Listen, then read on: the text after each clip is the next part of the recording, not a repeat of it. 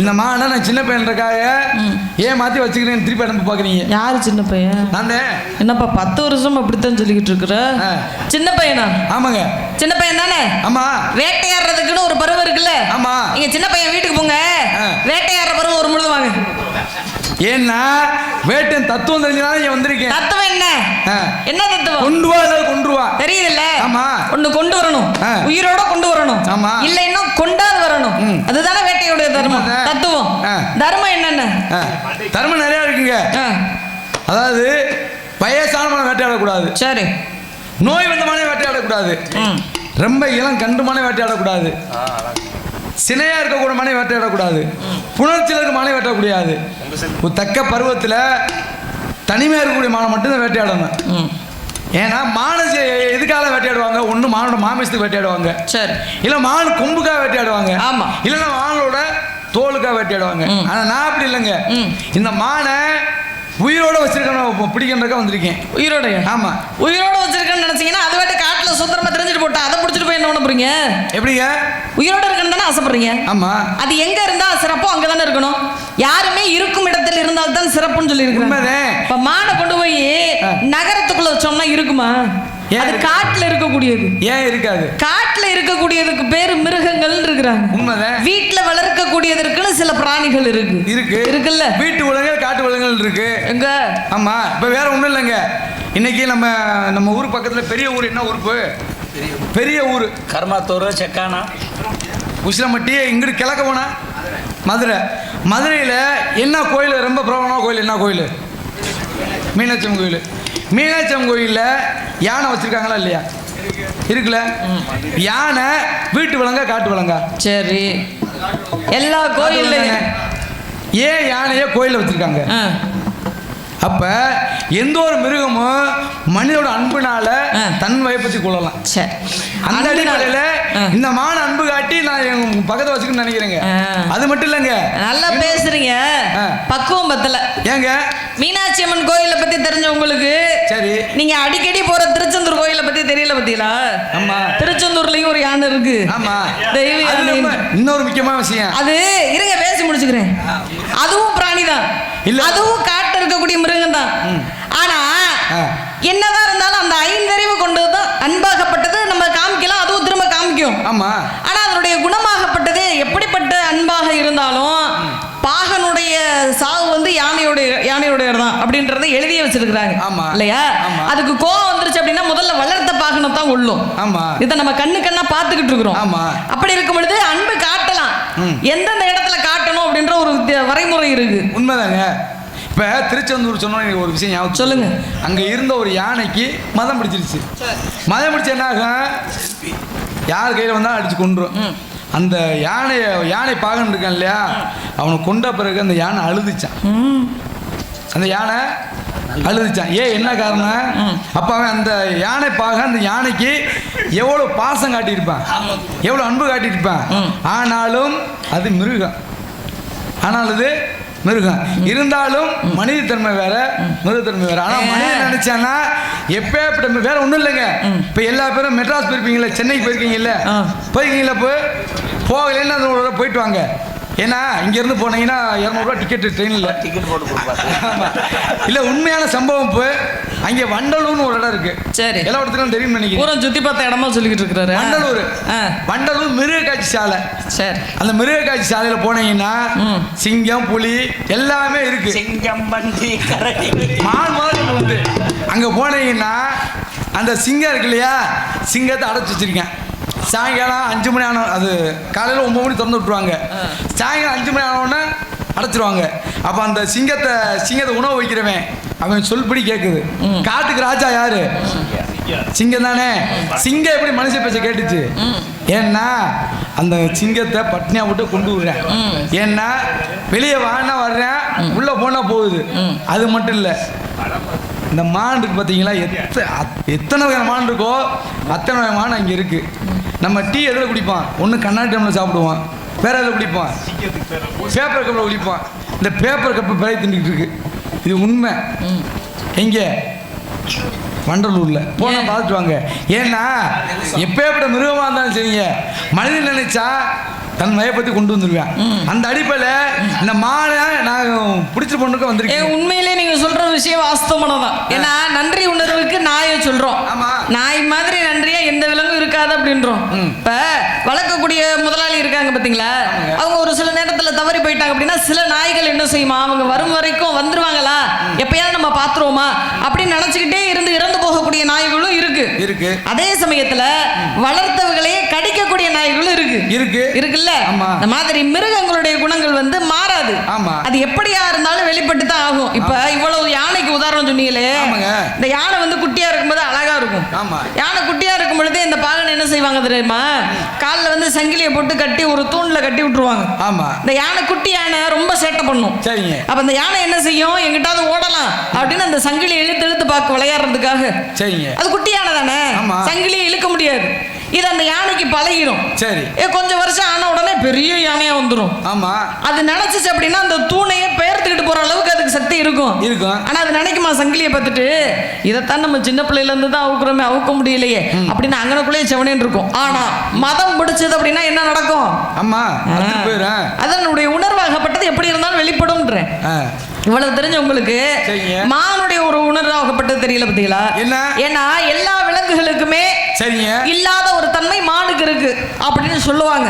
இனப்புணர்ச்சியில் ஈடுபடக்கூடிய, அதிக அளவில் ஈடுபடக்கூடிய தன்மை மானுக்கு இருக்கு அப்படிமாங்க.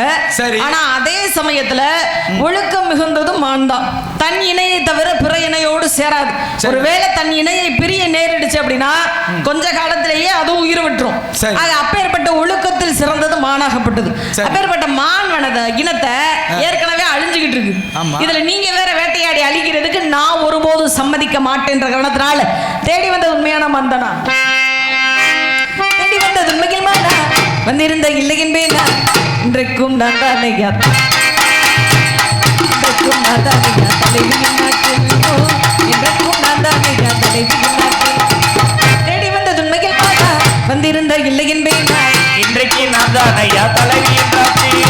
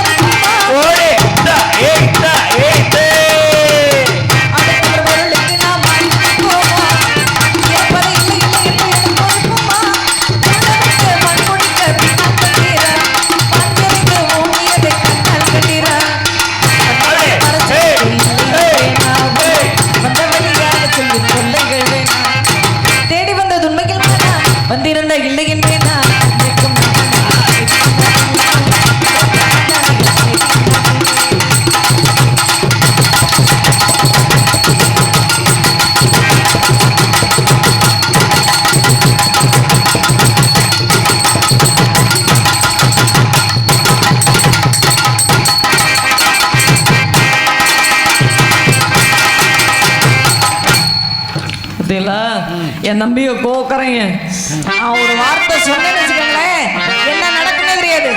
சின்ன பையன் ஏமாந்து பாக்குறீங்க, வந்ததுல இருந்து சின்ன பையன். ஒரு சின்ன கதை கேளுங்க. சொல்லுங்க. சின்ன கதை தானா? என்ன மாதிரி ஒரு இளவட்ட பையன், உங்களை மாதிரி ஒரு குமாரி பிள்ளை ஒரு ஊர்ல இருக்காங்க. ஒரு ஊர்ல ஒரு இனப்பு. அப்ப வந்து என்ன மாதிரி எல்லாரும் ஜல்லிக்கட்டு காலை வளர்க்குறேன். சரி, ஜல்லிக்கட்டு காலை எப்ப இருங்க எப்படி பாருங்க கொம்போட இருக்கு. கொம்போட இருக்கு. மாட்டு பொங்கல் அன்னைக்கு பார்க்கலாம்ப்பா. ஆமாம் தை பொங்கலுக்கு. அப்போ வந்து ஜல்லிக்கட்டு காலம் வளர்க்குறேன். சரி ஜல்லிக்கட்டு காலம் வந்து நல்ல திமிழ் கொம்போட இருக்கு. ஆமாம். அப்போ அந்த பெண்மணிக்கு ஜல்லிக்கட்டு காலை இப்போ ஆசை வந்துருச்சு. சரி ஏடா ஒரு சின்ன பையன் இப்படி காலை வளர்க்குறானே, இந்த காலையை நம்ம வளர்க்கலாம். ஆமாம். அப்போ இந்த காலையை என்ன செய்யணும் கேட்டால் தர மாட்டேன். ஆமாம். அப்போ திருடிட்டு கொண்டு வந்துடணும். சரி திருடி கொண்டு வந்துடணும் அப்படி நினச்சி திட்டம் போட்டுருக்கேன். ஒரு நாள் என்ன செய்யறா, ஜல்லிக்கட்டு காலையை வயலை கட்டி போட்டு சரி வேலைக்கு போயிடுறேன். கட்டி போட்டு வேலைக்கு போயிடுறேன். திருப்பி வந்து பார்க்குறேன் ஜல்லிக்கட்டு காலை இங்கே காணாம். ஐயோ ஆகா என்னடா நம்ம காலையை காணாம கூட தேடுறேன். சரி ஒரு சந்தேகம் வந்துருச்சு. சரி இந்த பெண்மணி நம்ம ஜல்லிக்கட்டு காலையை எப்படியே திட்டம் போட்டிருந்தாங்களே, ஒருவேளை இவங்க வீட்டில் இருப்பான்னு போய் பார்க்குறேன். ஜல்லிக்கட்டு காலை வீட்டில் கட்டி கிடக்கு கொல்லப்புறத்தில். அப்போ போய் கேட்குறேன், ஏம்மா என் ஜல்லிக்கட்டு காலை வயலை கட்டி போட்டிருந்தேன், என் மாடு எப்படி உங்கள் வீட்டுக்கு வந்துச்சு? ஆமாப்பா நான் வந்து திருட்டு போனேன். என்னப்பா அப்படின்னு சொல்ல, ஏம்மா என் ஜல்லிக்கடை திருடணும் இல்லாமல் நீ சவுடால பேசுகிற, வாமா பஞ்சாயத்தை கூப்பிட்டு வந்துட்டேன். பஞ்சாயத்துக்கு ஐயா நீயே பஞ்சாயத்துக்காரங்க. அது நீயே பஞ்சாயத்துக்காரங்க. சொல்லுங்க சொல்லுங்க. ஐயா நான் ஜல்லிக்கட்டு காலை கட்டி போடுறேன். சரி வயல்ல இந்த அம்மா என் மாலை திருடிட்டு வந்துட்டாங்க, நீங்க வந்து தீர்ப்பு சொல்லுங்க அப்படின்னு சொல்ல 3 வாய்ப்பு தீர்ப்பு. 1 முதல் வாய்ப்பு 5 கிலோ சின்ன வெங்காயம் திங்கணும். சரி சின்ன வெங்காயம் விலை எவ்வளவு? 120 ரூபா ஒரு கிலோ சின்ன வெங்காயம் திங்கணும். சரி அது இல்லையா 100 சவுக்கடி வாங்கணும். சரி அது முடியலையா 10,000 அவதாரம் கட்டணும் அப்படின்னு தண்டனை. நீயே இந்த ஜல்லிக்கட்டு காலை திருநதை ஒத்துக்கிட்டு இந்த தண்டனை ஏற்றுக்குமான்னு சொல்ல நம்ம நினைக்கிறாங்க. சரி என்னடா முதல் தண்டனை ஏற்றுக்குருவான். முதல் தண்டனை என்ன தண்டனை? சின்ன வெங்காயம் சின்ன உரிச்சு வச்சாச்சு 5 கிலோ. ஒரு 2 வெங்காயம் தின்னோன்னா என்ன ஆகுது, லேசா கண்ணீர் மழுகுச்சு. அப்படியே 4 வெங்காயம் திங்க கண்ணீர் மழுகுச்சு. நம்ம அழுகிட்டு வச்சுருவோம், ஐயா என்னால் வெங்காயம் திங்க முடியல, என்னை வேணா அடிக்க சொல்லுங்க அப்படின்னு சொல்ல. எத்தனை அடி சொல்லியிருக்காங்க? 100 அடி. நல்லா கெதிச்செல்லாம் 10 பேர் கூப்பிட்டேன்.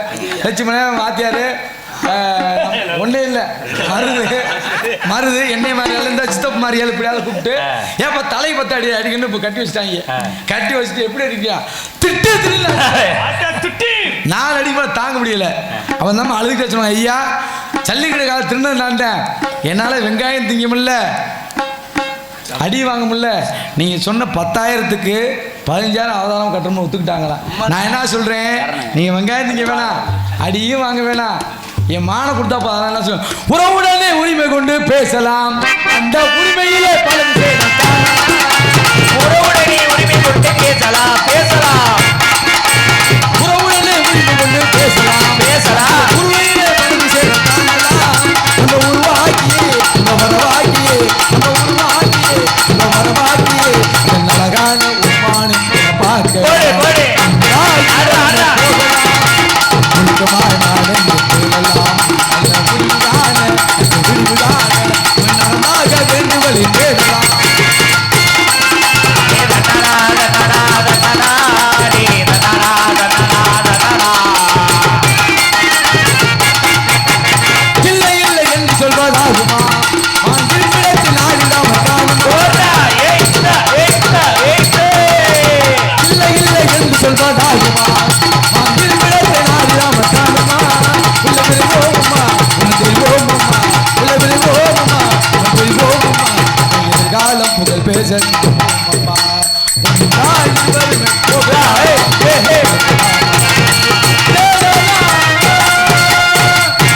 என்ன அழகான மானு அறிவான மானு என் உள்ளத்துக்குள்ளே இருந்த மானை கொடுத்துட்டீங்கன்னா என்னை பார்த்தா திருடி இல்லைங்க ஒரு கதை சொன்னேன். கதையை யாருக்கிட்ட எந்த கதையை சொல்றது? ஏன் உதாரணத்துக்கு உங்களுக்கு வேற எந்த கதையும் கிடைக்கலையா? இதுல என்ன சொல்லிட்டேன்? என்ன சொல்லிட்டீங்க? நான் சின்ன பையன். பொம்பளைங்க தான் ஜாட பேசுவாங்க. ஜாட பேசுறீங்க? ஜாடல பேசல. வெக்கமா இல்ல உங்களுக்கு? இருங்க. மான பிடிக்கிறதுக்கு வக்கு இல்ல. ஏப்பா இருப்பா. வாயிலேயே பேசுறீங்களே எப்படி? ஏயா. என்ன யாப்பா யாப்பா நான் அவரையே கூப்பிடுறீங்களே. ஜாடையா பேசுனேன். இல்ல இல்ல தூங்கிட்டியா? இப்ப தெரியலடா. ஏதா பெரிதா நான் ஜாடையா பேசுனேன். அதே கீழே விழுந்துறது. நீ சொல்லுதா முக்காட போட்டு நிக்கிறிய ஜாலியா பேசுனானே ஒளிருது சார். தூங்கிட்டா நீயே என்னது போயா நீ பொம்பல் அடி வாங்குற. நல்லா கேளு கப்பு பத்தியலா உதாரணத்துக்கு வேற ஏதாவது கதையை சொல்லணும். திருடி கதையை சொல்றீங்களே, அப்ப உங்க மான திருடி வச்சுக்கிட்டு இருக்கேன் நானா? இல்லங்க. காட்டுல திரியிற மான உங்களுக்கு எப்படி சொந்தமாகும்? எப்படிங்க? காட்டுல திரியிற மான உங்களுக்கு எப்படி சொந்தமாகும்? ஏன் சொந்தம் ஆகக்கூடாதா? எதுக்கு ஆகணும்? எப்படி ஆகும்? ஒரு நடந்து போறான், ஒரு வழியில் நமக்கு ஒரு பொருள் கிடைக்கும், ஒரு கிடக்கு கீழே கிடக்கு. சரி, அந்த பொருளை யார் பொருள் நமக்கு தெரியாது, அதை எடுத்து நம்ம வச்சுக்க மாட்டோமா? வச்சுக்கிருவோம். அந்த மாதிரி வச்சுக்கிருவோம். கொஞ்ச நேரம் கழிச்சு அந்த பொருளை தொலைச்சவங்க வந்து கேட்கும் பொழுது கொடுத்துருவோம். ஆமா இல்லையா? ஆமா. எந்த இடத்துல தொலைக்கிறோம் அந்த இடத்துல தான் போய் தேடுவோம். உண்மைதான். இல்ல இந்த பக்கம் வெளிச்சமா இருக்கு, சரி, தொலைச்சது அங்க, இங்க வெளிச்சமா இருக்கு, இங்க தான் நான் தேடுவேன் அப்படின்னா அந்த பொருள் அங்க கிடைக்குமா? அப்படி கிடைக்காது. நீங்க எங்கேயோ தொலைச்சிட்டு இங்க வந்து மான கேட்டுக்கிட்டு இல்லைங்க. மான பார்த்தா நானா நீங்களா? இருங்களேன், நான் ஒண்ணு சொல்லவா? சொல்லுங்க. பிடிக்காதவன்ட்ட கூட குடியிருந்துடலாம், சரி, ஆனா புரியாதவன்ட்ட குடியிருக்கவே முடியாது. காரணம் இருக்கு. கேளுங்க வாத்தியாரே, உங்க தலையெழுத்து இனிமே நான் சொல்றத நீங்க கேட்க. சொல்லுமா சொல்லுமா. இப்ப என்ன காரணம் அப்படின்னா, நீ இவர் கதையை சொன்னார்ல, அப்ப நானும் கதையை சொல்லுவேன். என்ன கேளுங்க. விடிய காலம் சம்பளம் தர்றது நான் தானே தரணும். வாங்க, எனக்கு சம்பளமே வேணாம் வாத்தியாரே. இப்ப என்னமோ நான் தர்றேன்னு சொன்ன மாதிரியே சொல்றீங்க. எதுக்கா சொன்னேன் தெரியுமா? இங்க சொல்லுங்க. கொஞ்சம் கூட ஒரு வெக்கம் இல்லாம ஈன்னு இழுச்சுக்கிட்டே நிக்கிறீங்க. இன்னொரு கேளுங்க. என்னங்க? எனக்கு தேவைய மான் வேணும். நீங்க கோவப்பட்டு நான் ரோசப்பட்ட மான் கிடைக்குமா? கூட மான்ல போன அனுப்பிட்டுருவீங்க. அப்ப உங்களுக்கு கோவம் வராது. கோவம் வராது. பொம்பளை பிள்ளை கழுவி கழுவி ஊத்துறே உங்களுக்கு கோவம் வராது. எதுவும் கோவப்படணும். அதெல்லாம் கோவம் கொடுக்க முடியாது, இருந்தாலும் கொடுக்க மாட்டேன். இப்ப எதுக்காக சொன்ன தெரியுமா? எதுக்காக சொன்ன தெரியுமா? இப்படித்தான் ஒரு பள்ளிக்கூடத்துல இந்த மாணவர்கள்லாம் நல்லா படிக்கிறாங்களா இல்லையான்னு பரிசோதனை பண்ணுவதற்கு ஒரு மேல் அதிகாரி வருவார். சரி, அவர் என்ன பண்றாரு அப்படின்னா, அது ஆங்கிலத்தில் உபயோகிக்க கூடாது இல்லையா? ஆமா, வந்து ஒரு பள்ளிக்கூடத்துல எப்படி இப்ப கல்வி எல்லாம் நடக்குது, நான் சரியா சொல்லி தராங்களா இல்லையா அப்படின்னு வந்து கேட்பதற்காக ஒரு வகுப்பறைக்குள்ள நுழைகிறார்.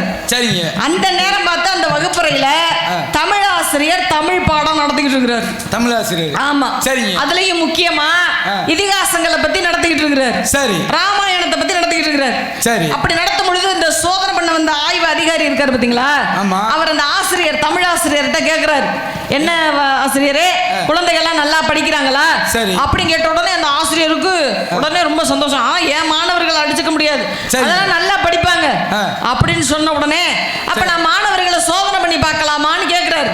கேட்ட உடனே அதுக்கு தமிழாசிரியர் நீங்க சோதனை பண்ணுங்கன்னு சொன்னோடனே அதுல ஒரு பையனை தேர்ந்தெடுக்கிறாரு.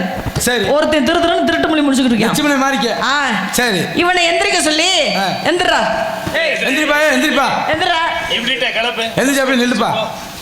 அப்பதான் கேக்குறாரு. சரி, இப்ப தமிழ் பாடம் நடந்துகிட்டு இருக்கு. ஆமா, தமிழ் பாடத்துல சரி ராமன் இருக்காரு பாத்தீங்களா, ராமாயணம். ஆமா, ராமாயணத்துல இந்த ஜனக மகாராஜான்னு ஒருத்தர் இருக்காரு பாருங்க. ஆமா, சீதையுடைய தகப்பன் எடுத்து வளர்த்தவர் அவரு. ஜனக மகாராஜா வச்சிருந்த அந்த வில்ல யார் உடைச்சது அப்படின்னு கேக்குறாரு. கேக்குறாரு, நான் இதை படிச்சிருந்தா நான் ராஜா பாட்டு போட்டிருப்பேன். யார் உடைச்சதுன்னு கேக்குறாரு. சரி, இந்த பையன் சொல்லி இருக்கிறேன், சத்தியமா நான் ஒட்டிக்கல சார். சரியா தான் போய் சொல்லியிருக்கேன். சரியா சொல்லியிருக்கிறேன். ஆனா ஆய்வு அதிகாரி கோவம் வந்துருச்சு. ராமாயணம் நடத்திக்கிட்டு இருக்காங்க, வில்ல உடைச்சது ராமன் தானே, அத சொல்லணும்ல. ஆனா அவன் சத்தியமா நான் ஒடிக்கலைன்னு சொல்ல. சரி, உடனே இந்த ஆய்வு அதிகாரிக்கு கோவம் வந்துருச்சு. ஆசிரியரை பார்த்து கேக்குற, என்ன நீங்க மாணவனுக்கு பாடம் நடத்துறீங்க இந்த லட்சணத்துல, நீங்க எல்லாம் ஒரு வாத்தியாரு சூப்பரா நடத்துங்க அப்படின்னு. ஜனக மகாராஜா வச்சிருந்த வில்ல யார் உடைச்சான்னு கேட்டா சத்தியமா நான் ஒடிக்கலைன்றியா, என்ன நீங்க பாடம் நடத்துறீங்க அப்படின்னு ஆசிரியரை பார்த்து திட்டி இருக்கிறாரு. அதுக்கு அந்த தமிழ் ஆசிரியர் சொன்னாராம், எனக்கு அவனை பத்தி நல்லா தெரியும், அவன் அப்படிப்பட்ட பையன்லாம் இல்லை, தமிழாசிரியர் வில்ல ஒடிச்சிருக்க மாட்டேன் அப்படின்னு தமிழாசிரியர் சொல்லியிருக்கிறார். சரி, இது என்னடா கிரகமா போச்சு, தமிழாசிரியர் இப்படி பேசுறானே, இந்த கல்வி நிர்வாகம் இப்படி போய்கிட்டு இருக்கே, இந்த நிர்வாகத்தை நடத்துறது யாரு அப்படின்னு தலைமை ஆசிரியரை போய் பார்க்கணும்னு போயிட்டார். வேகமா போய் கோபத்தோடு கேட்கிறார், என்ன நீங்க கல்வி நிர்வாகம் நடத்துறீங்க, என்ன பள்ளிக்கூடம் என்ன நீங்க நடத்துறீங்க, மாணவன் கேட்ட ஜனக மகாராஜா வச்சிருந்த வில்ல யார் ஒடிச்சதுன்னு கேட்டா சத்தியமா நான் ஒடிக்கலைன்றியா, தமிழாசிரியர்கிட்ட கேட்டா அந்த பையன் அப்படிப்பட்ட பையன் இல்ல, நல்ல பையன் ஒடிச்சிருக்க மாட்டேன்னு சொல்றேன், இதெல்லாம் என்ன அப்படின்னு கோபத்தோடு கேட்டிருக்கிறார். அப்பதான் ஆமா, அப்பதான் அந்த தலைமை ஆசிரியர் சொன்னாராம், ஐயா கோச்சுக்கிறாதீங்க, நான் இப்போ 1 மாசமா தான் வேலைக்கு வர்றேன், லீவ் போட்டுருந்திருக்கேன். ஆமா, அதனால அந்த வில்லை யார் ஒடிச்சதுன்னு தெரியல. எப்படியாவது நான் கண்டுபிடிச்சு அப்புறமா நான் உங்கள்கிட்ட சொல்றேன். தயவு செஞ்சு நீங்க எனக்கு எதுவும் தண்டனை கொடுத்துறாதீங்க அப்படின்னா. அப்ப எந்த லட்சணத்துல நிர்வாகம் ஓடிட்டு இருக்கு பாருங்களேன். இருக்குல்ல, ஓடுதா? அப்ப என்ன செய்யணும்? புரியாதவங்கள்ட்ட பேசி பிரயோஜனமே கிடையாது. இப்ப நான் உங்களை சொல்லல, கதையில சொல்றேன். ஏங்க மீண்டும் நான் சொல்றேன், நான் சின்ன பையன், நீ ஏமாத்தே பாக்குறீங்க. நான் மான் வச்சிருக்கேன். அது மான் வச்சிருக்காங்க. ஆமா, கொடுக்க முடியாது. ஏய், மான் வச்சிருக்கேன், கொடுக்க முடியாதுயா. கொடுக்க முடியாது. உங்கள முடிஞ்சா பாத்துக்க. மான் எப்பேற்பட்ட மான்? சும்மா மான் மான் சொன்னா போதுமா? மான் எப்படி இருக்கும்? எப்படிப்பட்ட மானோட அடையாளம் சொல்ல. ஏன்னா நானும் நிறைய மான்கள்லாம் வளர்க்குறேன். ஒருவேளை நீங்க தேடி வந்த மான் இதுல இருந்துச்சுன்னா நான் எடுக்கல, தப்பி தவறி வந்திருக்கலாம் இல்லையா? மான் எப்படிப்பட்ட மான் அப்படின்ற அடையாளத்தை சொல்லுங்க. அதற்குரிய பதில சொல்றேன்.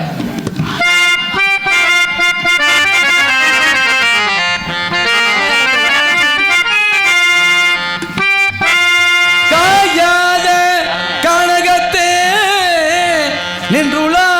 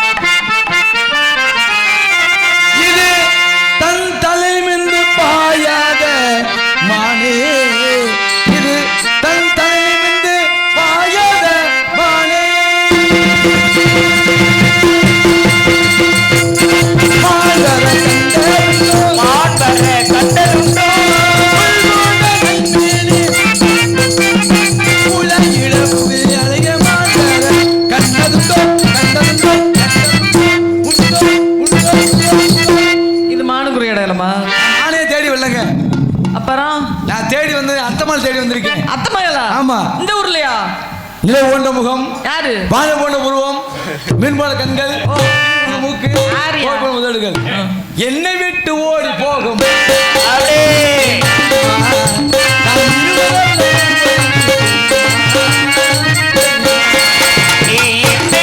ஓடி போக முடியுமா? இனி முடியுமா? இருவரில் ஒருவருக்கு தெரியுமா? தெரியுமா?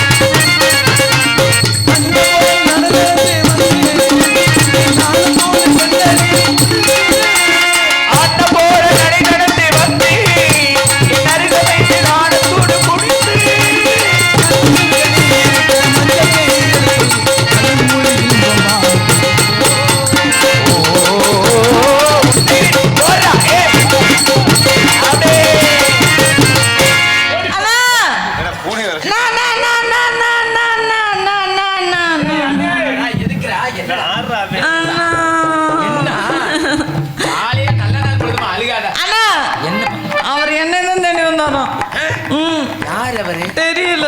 முருகனை வணங்கு எல்லாம் இப்ப தெரியும். எந்த குறை இருந்தாலும் கந்தன் குறை இருக்க கூடாதுல.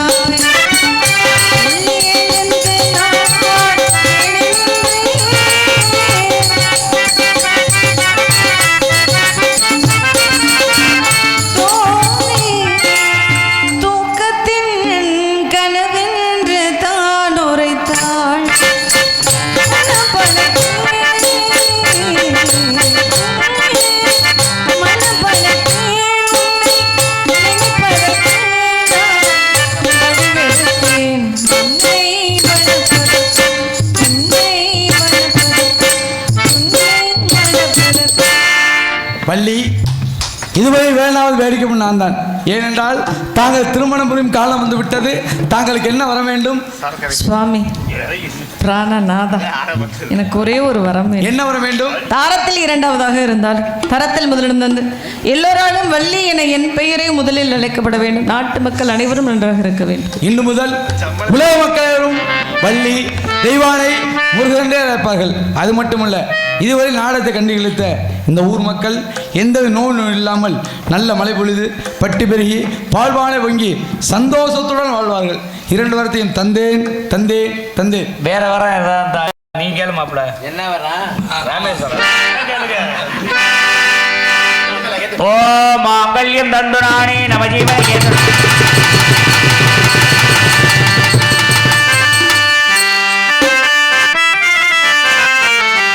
கண்டு கொண்டே நான் வந்தது யாரே கண்டு கொண்டே வண்ணமயில் கண்டு கொண்டே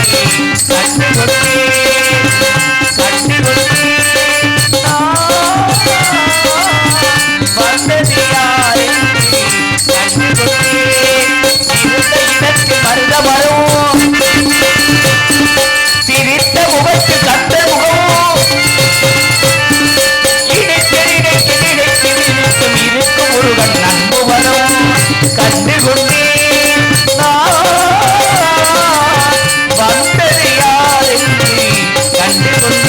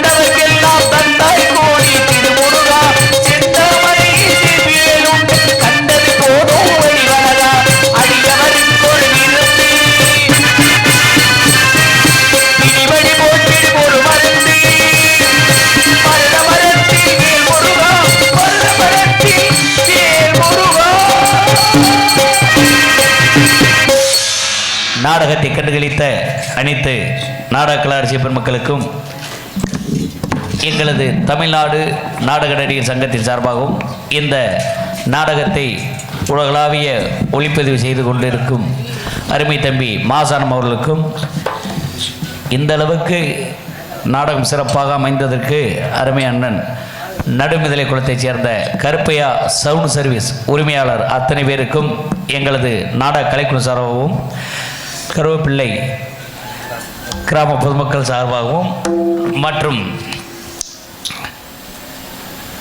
சின்னுடையான் இரண்டு தேவர் வகைராக்கள் சார்பாகவும் கிராம பொதுமக்கள் சார்பாகவும் நன்றி கலந்த வணக்கத்தை தெரிவித்துக் கொள்கிறோம்.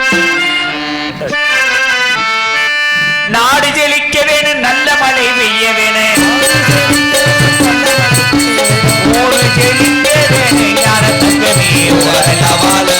பட்டி வெறிய வேணும், பால் பாட பொங்க வேணும், ஊட்டி வெறிய வேணும், ஞான தங்கமே